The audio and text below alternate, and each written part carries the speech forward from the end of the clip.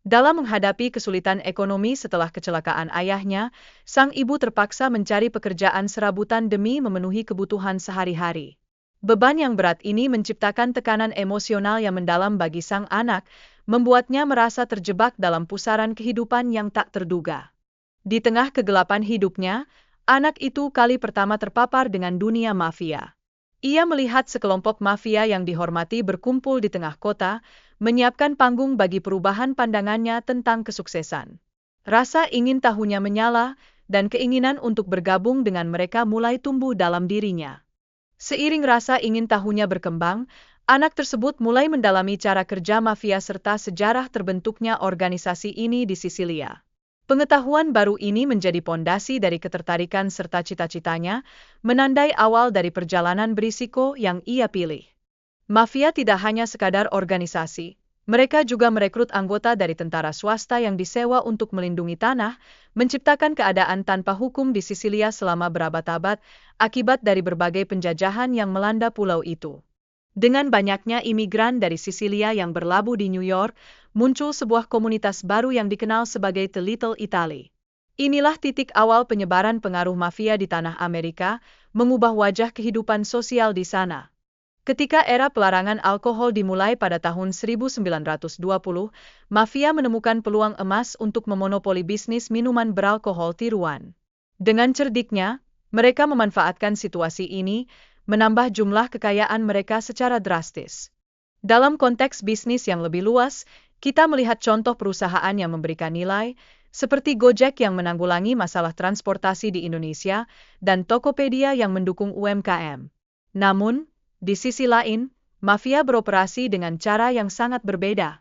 Mafia memiliki cara licik dalam berbisnis, memeras pemilik toko dengan tawaran perlindungan yang seolah-olah menenangkan, padahal mereka sendiri yang menciptakan masalah. Praktik ini sangat merugikan, menciptakan siklus ketidakadilan yang terus berlanjut. Di balik perilaku mereka, terdapat teori broken windows yang menjelaskan bahwa menciptakan kerusakan bisa menghasilkan permintaan baru. Mafia memanfaatkan teori ini dengan cerdik, meningkatkan keuntungan mereka dari kerusakan yang mereka ciptakan. Mafia pun tidak segan-segan menggunakan bisnis legal, seperti pengelolaan sampah dan real estate, untuk menyamarkan aktivitas ilegal mereka.